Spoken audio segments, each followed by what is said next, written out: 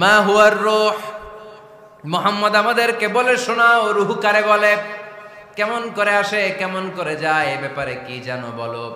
2 number প্রশ্ন, মানহুম আসহাবুল কাহাফ, আসহাবে কাহাফ সম্পর্কে কি জানো। 3 নাম্বার প্রশ্ন, মান হুয়া যুলকারনাইন, যুলকারনাইন বাদশা সম্পর্কে কি জানো। আল্লাহর হাবিব সাল্লাল্লাহু আলাইহি ওয়াসাল্লাম বললেন গাদান উজিবুকুম, আগামীকাল বলে দেব। কি বললেন? সবাই বলেন উত্তরে কি বললেন? আগামীকাল বলে দেব। তো আগামীকাল সবাই এসে হাজির। বলো, 3টা প্রশ্ন রেখেছিলাম গতকাল, উত্তর বলো। আল্লাহর হাবিব সাল্লাল্লাহু আলাইহি ওয়াসাল্লাম বলতে পারলেন না, কারণ ওহী আসেনি। তিনি ছিলেন ওহী নির্ভর, ডিপেন্ডেন্ট অন ওয়াহি, dependent on revelation, guided by the ওয়াহি। তিনি এর পরের দিনে বললেন গাদান উজিবুকুম, আগামীকাল বলবো। এর পরের দিনে এরা এসে হাজির, উত্তর নাই। আল্লাহর হাবিব সাল্লাল্লাহু আলাইহি ওয়াসাল্লাম আবারও বললেন গাদান উজিবুকুম, আগামীকাল বলবো। এর পরের দিনে এরা এসে হাজির। এরকম 1 দিন 2 দিন 3 দিন নয়, টানা 15 দিন আল্লাহর হাবিব সাল্লাল্লাহু আলাইহি ওয়াসাল্লামের প্রশ্নগুলোর উত্তর করতে পারেন নাই। আল্লাহর হাবিব সাল্লাল্লাহু আলাইহি সাল্লামের নবুয়তি জিন্দেগিতে এত বিব্রতকর পরিস্থিতিতে তিনি কখনো পড়েন নাই। ইহুদিরা প্রতিদিন এসে হট্টগোল করে আর মক্কায় রটনা ছড়ায়, দেখো এই লোকটা যদি সত্যি নবী হতো তাহলে তো উত্তর করতে পারতো, ঠিক কি না? যেহেতু উত্তর করতে পারে না, আসলে সে আসল নবী নয়, সে ভণ্ড নবী, মিথ্যা নবী। পড়েন না আউযুবিল্লাহ।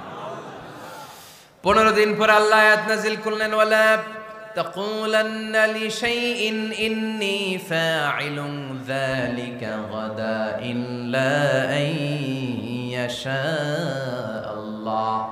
ও নবী, ভবিষ্যতের ব্যাপারে সামনে থেকে যখন আপনি ওয়াদা দিবেন, ওয়াদা দেওয়ার সময় ইনশাআল্লাহ শব্দটা মিলিয়ে দিবেন। সুবহানাল্লাহ পড়েন। আল্লাহর হাবিব সাল্লাল্লাহু আলাইহি সাল্লামকে শিখানোর মধ্য দিয়ে গোটা উম্মাহকে আল্লাহ শিখাই দিলেন যে ভবিষ্যতের কমিটমেন্ট যখন দিব, প্রমিস যখন দিব, প্রমিস দেওয়ার সময় কি বলবো? কি বলবো? আল্লাহর হাবিব সাল্লাল্লাহু আলাইহি সাল্লাম ইনশাআল্লাহ বলতে ভুলে গিয়েছিলেন। এজন্য 15 দিন, টানা 15 দিন ওহী আসে নাই।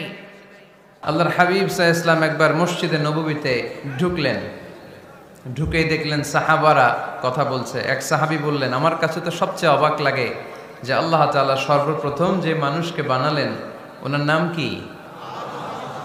সবাই পড়েন।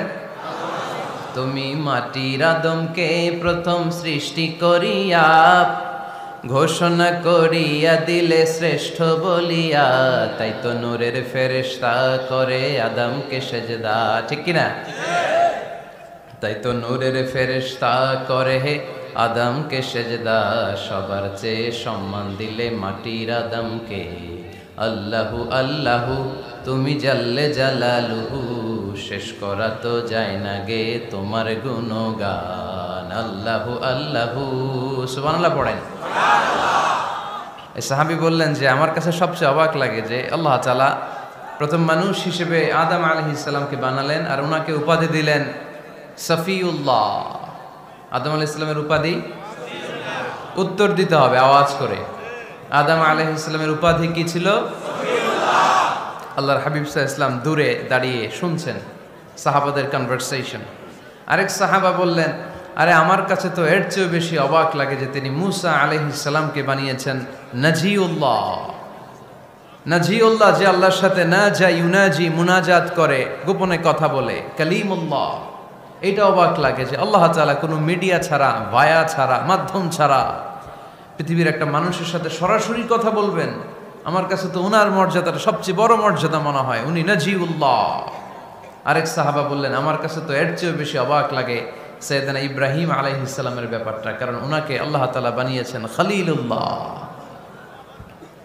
তাহলে একজনকে পাওয়া গেল সফিউল্লাহ, আরেক নবীকে পাওয়া গেল কালিমুল্লাহ বা নাজিউল্লাহ, আরেক নবীকে পাওয়া গেল খলিলুল্লাহ। এই কনভারসেশন যখন আল্লাহর হাবিব সাল্লাল্লাহু আলাইহি ওয়াসাল্লাম শুনলেন, আল্লাহর হাবিব সাল্লাল্লাহু আলাইহি ওয়াসাল্লাম মসজিদে নববীতে প্রবেশ করে সাহাবাদেরকে বললেন, তোমরা যা বলেছো আমি সব শুনেছি, তোমরা যা বলেছো সব সত্যই বলেছো, ঠিকই বলেছো। আল্লাহ তাআলা একজনকে বানিয়েছেন সফিউল্লাহ, একজনকে বানিয়েছেন খলিলুল্লাহ, একজনকে বানিয়েছেন কালিমুল্লাহ। তবে জেনে রেখো আমি হচ্ছি হাবিবুল্লাহ, আমি Habibullah. The higher status, the highest peak of the status, সবচেয়ে উঁচু স্ট্যাটাস হচ্ছে আমার। খলিলুল্লাহ মানে আল্লাহর বন্ধু, হাবিবুল্লাহ মানে হচ্ছে আল্লাহর বন্ধু, কিন্তু খলিলুল্লাহ এমন বন্ধু যেই বন্ধু আল্লাহকে খুশি করার জন্য কাজ করে। আর হাবিবুল্লাহ হচ্ছে আল্লাহর এমন বন্ধু যেই বন্ধুকে খুশি রাখার জন্য আল্লাহ নিজেই কাজ করে। আল্লাহর হাবিব সাল্লাল্লাহু আলাইহি ওয়াসাল্লাম ছিলেন হাবিবুল্লাহ। চিল্লায় বলেন তিনি কি ছিলেন? হাবিবুল্লাহ। এত মর্যাদা, এত সম্মান, এত স্ট্যাটাস গোটা বিশ্বের দ্বিতীয় কারো আছে?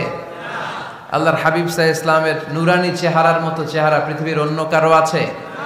কোন দিক দিয়ে আল্লাহর হাবিবের সাথে কোনো মানুষের কোনো ধরনের কম্পারিজন, তুলনা চলতে পারে না। Whether it's the fitness, whether it's the skin colour, whether it's the sound, whether it's the status, he is out of any kind of comparison. তিনি সব ধরনের তুলনার ঊর্ধ্বে। As a father, as a teacher, as a commander, as a lawgiver, as a lawmaker, as a reformer of the society, Muhammad is the superman of the world. সুবহানাল্লাহ পড়তে পারলেন না? স্বামী হিসেবে, বাবা হিসেবে, নেতা হিসেবে, সমাজ সংস্কারক হিসেবে, নবী হিসেবে আল্লাহ রাসূল সাল্লাল্লাহু আলাইহি ওয়াসাল্লাম হচ্ছেন এই পৃথিবীর একজন সুপারম্যান। আল্লাহু আকবার। যার উপর একবার দুরূদ পড়লে 10টি রহমত নাজিল করে কে? 10টি গুনাহ মাফ করে কে? যিনি দুরূদ পড়লো তার স্ট্যাটাসকে 10 গুণ বাড়িয়ে দেয় কে? ওই হাবিব সাল্লাল্লাহু আলাইহি ওয়াসাল্লামের উম্মত হতে পেরে আমরা খুশি না বেজা? আমরা আল্লাহর রাসূল সাল্লাল্লাহু আলাইহি ওয়াসাল্লামকে আজকে জানার চেষ্টা করব কোরআনের আলোকে। ইনশাআল্লাহ পড়েন। আল্লাহর হাবিব সাল্লাল্লাহু আলাইহি ওয়াসাল্লাম এতটাই মর্যাদার অধিকারী, ওনার স্ট্যাটাস এত হাই, উনি যদি ওনার মুখ দিয়ে কখনো বলেছেন ইয়েস, ওইটা শরীয়তেও ইয়েস। উনি যদি মুখ ফসকে কখনো বলেছেন নো, মানে না, এটা শরীয়তেও না। তার মানে উনি হ্যাঁ বললে এটা হালাল হয়ে যায়, উনি না বললে এটা হারাম হয়ে যায়।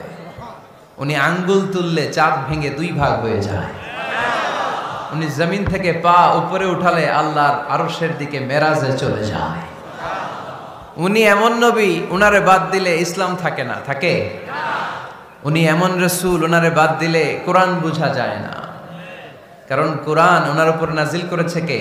আল্লাহ। উনি এমন হাবিব যাকে বাদ দিলে হাদিস বোঝা যায় না, কারণ এই হাদিস হচ্ছে এই প্রিয় নবীর মুখনিসৃত বাণী, ঠিক কি না? উনি এমন রাসূল যাকে বাদ দিলে সালাত বোঝা যায় না, কারণ সালাত কেমন করে পড়তে হয়, আদায় করতে হয় বিশ্বনবী হাতে কলমে শিক্ষা দিয়েছেন, ঠিক কি না? এক সাহাবী সালাত পড়ছিলেন, সালাত পড়ে আল্লাহর হাবিব সাল্লাল্লাহু আলাইহি ওয়াসাল্লামের কাছে আসলেন। আল্লাহ রাসূল বললেন সাল্লি ফা ইন্নাকা লাম তুসাল্লি, repeat your salah because you didn't offer your salah in a correct way. আবার নামাজ পড়া হয় নাই। সাহাবী যে আবার পড়লেন, আবার আসলেন, আল্লাহর হাবিব বললেন আবার পড়ো, হয় নাই। সাহাবী পরে আসলেন, আল্লাহর হাবিব বললেন সাল্লি ফা ইন্নাকা লাম তুসাল্লি, আবার নামাজ পড়া হয় নাই। এবার সাহাবী এসে কেঁদে দিলেন, এসে বললেন ইয়া রাসূলুল্লাহ, এর চেয়ে ভালো তো আমি পড়তে পারি না। আল্লাহর হাবিব জড়িয়ে ধরলেন আর বললেন আসো শিখিয়ে দেই কেমন করে সালাত পড়বে। সালাতে কোনো তাড়াহুড়ো করবে না।